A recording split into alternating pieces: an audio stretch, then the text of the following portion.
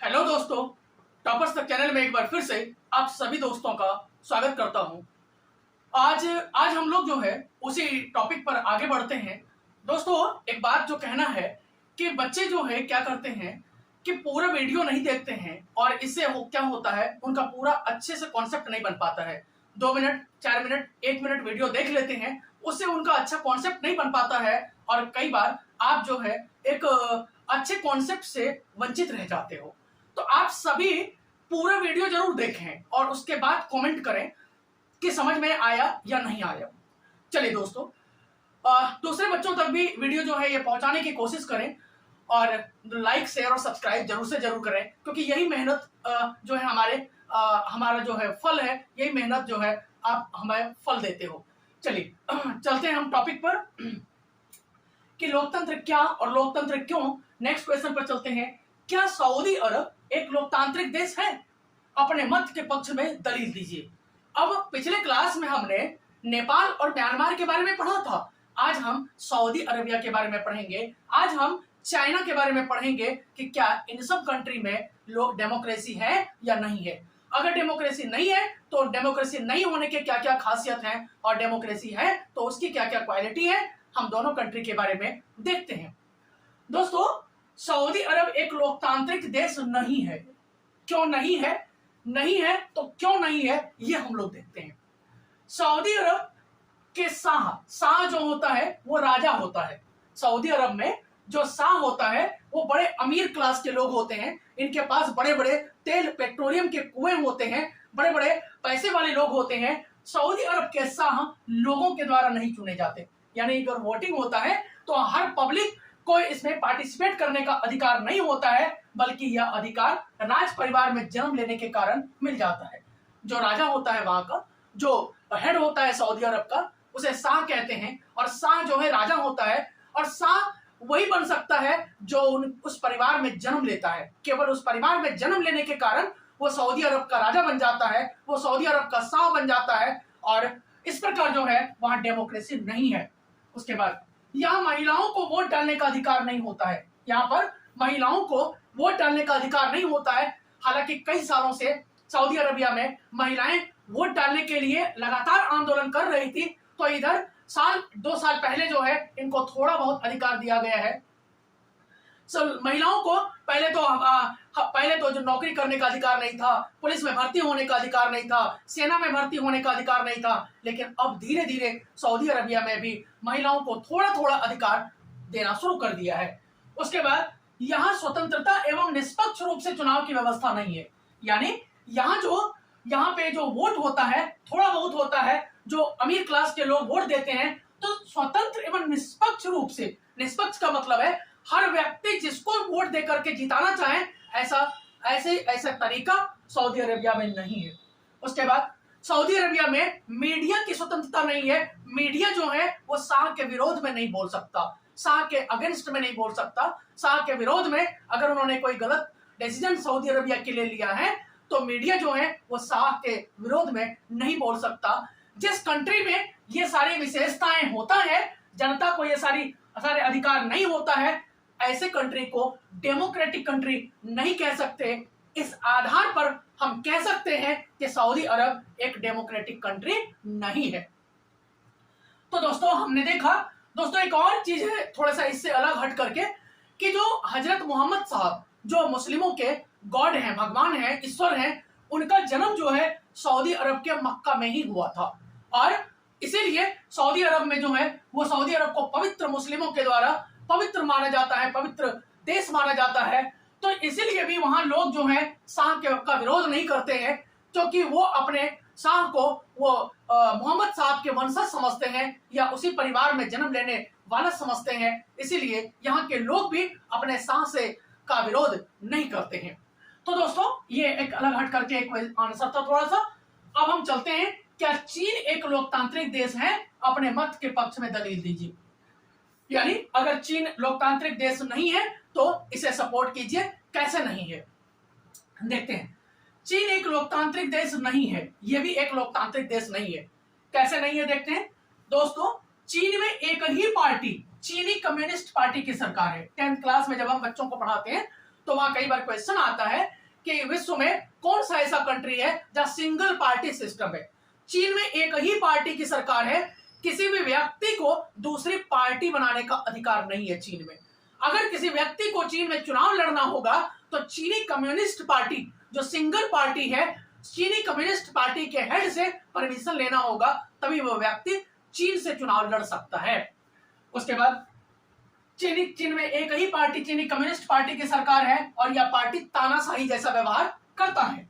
चीन में चुनाव लड़ने से पहले चीनी कम्युनिस्ट पार्टी से मंजूरी अवश्य लेनी पड़ती है और कोई भी किसी भी व्यक्ति को अगर चुनाव लड़ना होगा, अगर पार्टी में जाना होगा तो चीनी कम्युनिस्ट पार्टी से परमिशन लेना होगा और तभी वह व्यक्ति चुनाव लड़ सकता है, तभी वह व्यक्ति चुनाव जीत सकता है।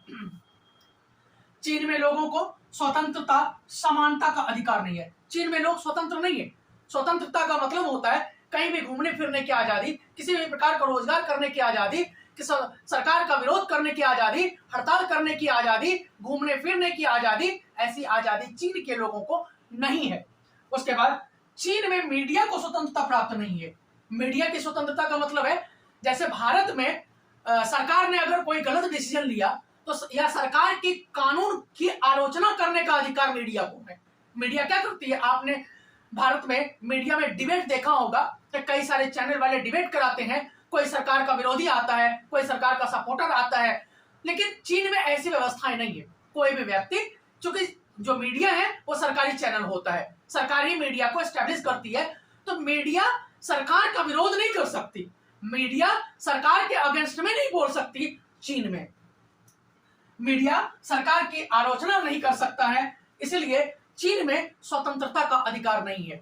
उसके बाद जनता को, चीन की जनता को भाषण देने की स्वतंत्रता का अधिकार नहीं है। भाषण देने का मतलब होता है कि सरकार ने अगर कोई गलत डिसीजन लिया तो कहीं भी हम भाषण दे सकते हैं, सरकार का विरोध के लिए रैली कर सकते हैं, हड़ताल कर सकते हैं, धरना प्रदर्शन कर सकते हैं, लेकिन ऐसा अधिकार, हड़ताल करने का अधिकार, भाषण देने का अधिकार, रैली करने का अधिकार चीन की जनता को नहीं है। दोस्तों, एक बार मैंने बताया था आपको पिछले वाले वीडियो में कि चीन के स्टूडेंट्स ने, चीन के 10,000 छात्रों ने 1989 में लोकतंत्र लाने के लिए एक चौक पर धरना प्रदर्शन का आयोजन किया। जैसे ही चीन की सरकार को, जैसे ही चीन की पुलिस को पता चला, उन्होंने सारी जनता को मरवा दिया और किसी भी देश ने इस 10,000 लोगों के कत्लेआम का किसी भी देश ने विरोध तक नहीं किया। अमेरिका ने अगर बोला तो चीन ने अमेरिका को कड़े शब्दों में जवाब दिया कि ये मेरा चीन का अंदरूनी मामला है, घरेलू मामला है, कोई भी व्यक्ति मेरे घरेलू मामले में इंटरफेयर ना करे,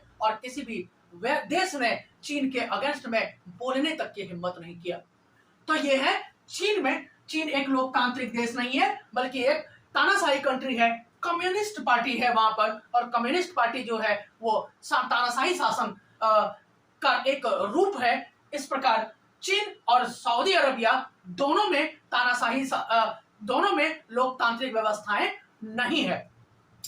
तो हमने यहां देखा कि चीन में किस प्रकार की शासन है। क्वेश्चन कई बार पूछा गया है, चीन में कौन सा ऐसा देश है जहां सिंगल पार्टी सिस्टम है, तो चीन में चीनी कम्युनिस्ट पार्टी का शासन किस देश में है, तो चीन में। चीन के लोगों को किस प्रकार का अधिकार नहीं है, तो चीन के लोगों को स्वतंत्रता का अधिकार नहीं है, सरकार का विरोध करने का अधिकार नहीं है, लोगों को हड़ताल करने का अधिकार नहीं है, लोगों को रैली करने का अधिकार नहीं है, लोगों को वोट देने का अधिकार नहीं है। इस प्रकार इन्हीं सब रीजन की वजह से हम कह सकते हैं कि चीन एक लोकतांत्रिक देश नहीं है। फिर से हम लोग नेक्स्ट क्वेश्चन पर चलते हैं और इस बार देखते हैं एक व्यक्ति एक वोट एक मोल से क्या अभिप्राय है। एक व्यक्ति एक वोट एक मोल से क्या अभिप्राय है। दोस्तों, ये कई बार क्वेश्चन एग्जाम में आया हुआ है और केवल 9th क्लास में नहीं बल्कि अच्छे बड़े कंपटीशन में भी ये क्वेश्चन पूछा गया है। एक व्यक्ति एक वोट एक मोल से मतलब है कि लोकतंत्र में प्रत्येक नागरिक को वोट देने का अधिकार होता है और हर नागरिक के एक वोट की कीमत इक्वल होती है। पहले क्या होता था, एक अमीर व्यक्ति को ही केवल वोट देने का अधिकार होता था, और अगर कोई बहुत पढ़ा लिखा वेल एजुकेटेड व्यक्ति अगर वोट डालता था, उसकी वोट 100 वोट काउंटिंग होती थी, 100 वोट के बराबर या 1000 वोट के बराबर उसकी वोट काउंटिंग होती थी। अगर कोई गरीब व्यक्ति अगर वोट देता था, उसकी वोट एक काउंटिंग होती थी। तो अगर 5,000 अमीर व्यक्ति ने वोट दे दिया तो 5 लाख करीब करीब 50 लाख वोट उनकी काउंटिंग हो गई, जबकि 10,000 लोगों ने भी इधर वोट दिया तो उसकी 10,000 या 10 लाख लोगों ने वोट दिया, 10 ही लाख वोट काउंटिंग हुआ। 5,000 लोगों ने दिया तो एक एक वोट की कीमत जो है, पहले जो अमीर होते थे उनको उनकी वोट की कीमत अधिक होती थी, वैल्यू अधिक होती थी, गरीबों की वोट की वैल्यू कम होती थी। लेकिन अब ऐसा नहीं है। अब का सिचुएशन ये है कि चाहे गरीब हो, चाहे अमीर हो, चाहे पढ़ा लिखा हो, चाहे अनपढ़ हो, चाहे वो किसी भी राज्य में रहता हो, चाहे पुरुष हो या महिला हो, हर व्यक्ति अगर वोट डालने का अधिकार उसे है तो उसकी वोट की कीमत इक्वल होती है, बराबर होती है। सब एक जैसा वोट की वैल्यू, सभी वोट की वैल्यू एक जैसी होती है। वह यह कह रहा है कि प्रत्येक नागरिक के वोट का मत जो है वैल्यू समान होता है और प्रत्येक नागरिक के वोट की कीमत समान होती है, वैल्यू समान होती है। किसी भी वोट की कीमत अधिक और कम नहीं होता, बराबर होता है। चाहे गरीब भी वो, अब आपने 7th क्लास में भी पढ़ा होगा कि वोट देने के लिए एक बार लाइन में लगे होते हैं तो सबसे पहले आगे जो खड़ा होता है वो एक शिक्षक खड़ा होता है, उसके पीछे जो है एक उसका स्टूडेंट खड़ा होता है, उसके पीछे जो है उसका एक बड़ी सी कंपनी का मालिक खड़ा होता है और उस मालिक के जस्ट आगे जो है उसी के घर में काम करने वाली, सफाई करने वाली महिला खड़ी होती है। तो वो महिला कहती है, वो कहता है कि भाई तुम तो गरीब हो, तुम पीछे आ जाओ या मेरे पीछे के लाइन में रो में लग जाओ क्योंकि आपको वोट, आप मेरे ही घरों में काम करते हो। वो महिला कहती है कि ये भारत इंडिया है और इंडिया में हर व्यक्ति समान है, इक्वल है, बराबर का अधिकार है। हर व्यक्ति को वोट डालने का बराबर का अधिकार है। जो पहले आया वो पहले वोट डालेगा, जो बाद में आया वो बाद में वोट डालेगा, क्योंकि इंडिया में सभी के वोट की कीमत बराबर होती है। सभी लोग इक्वल है, बराबर है, समान है, इसीलिए कोई भेदभाव नहीं है। इसीलिए मैं पहले आई तो मैं पहले वोट डालूंगी, आप बाद में आए आप बाद में वोट डालेंगे। तो ये इंडिया में इक्वालिटी का अधिकार है, समानता का अधिकार है और समानता का अधिकार यही कहता है कि भारत में रहने वाला गरीब, अमीर, महिला, पुरुष, अनपढ़, पढ़े लिखे सब बराबर हैं, इक्वल हैं। कोई भी व्यक्ति दूसरे व्यक्ति से भेदभाव नहीं कर सकता।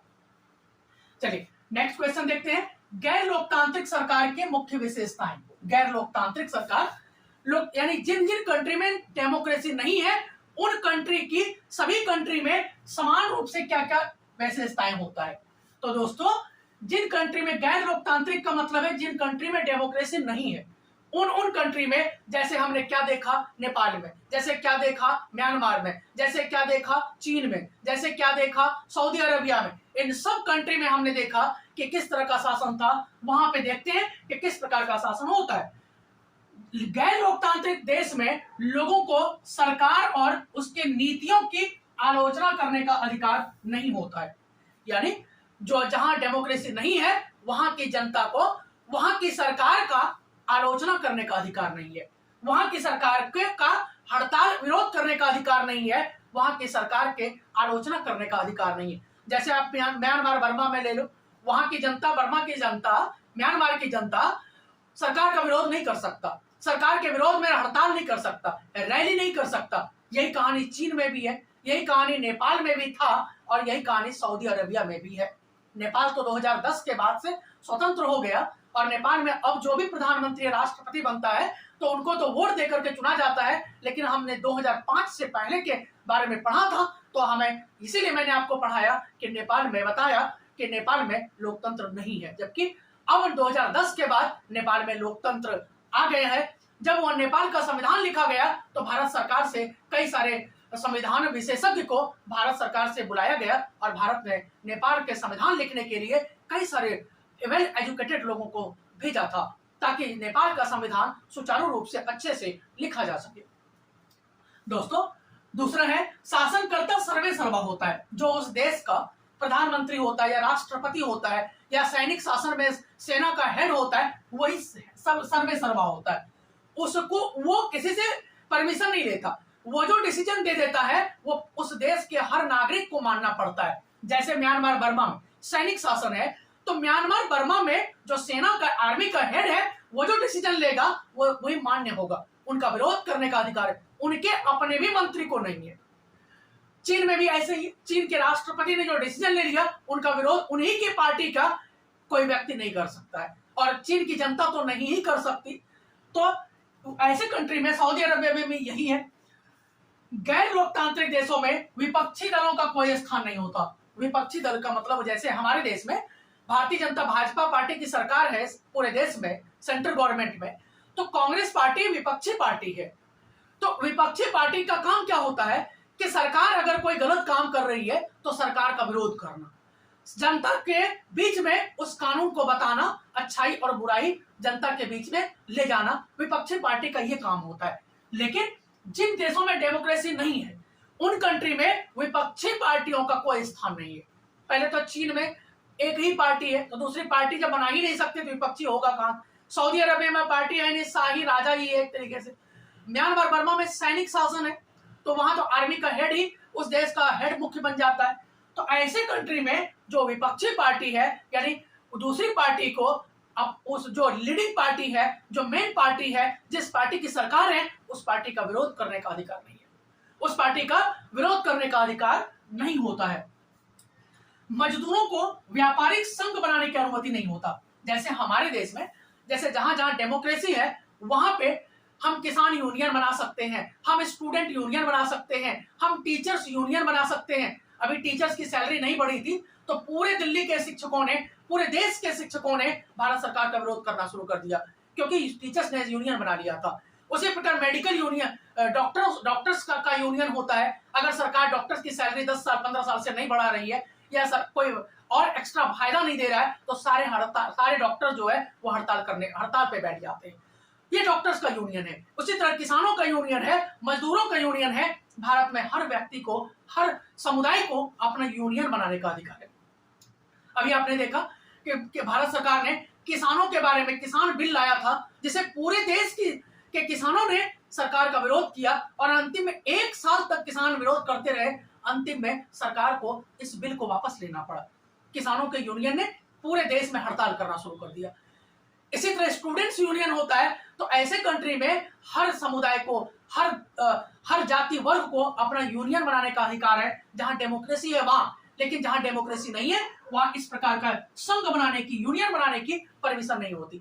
आप चाइना में कोई यूनियन नहीं बना सकते, स्टूडेंट्स यूनियन नहीं बना सकता, इंजीनियर्स, डॉक्टर्स, टीचर्स, किसान यूनियन नहीं बना सकते। म्यांमार बर्मा में भी यही कंडीशन है, कोई भी व्यक्ति यूनियन नहीं बना सकता, ग्रुप नहीं बना सकता।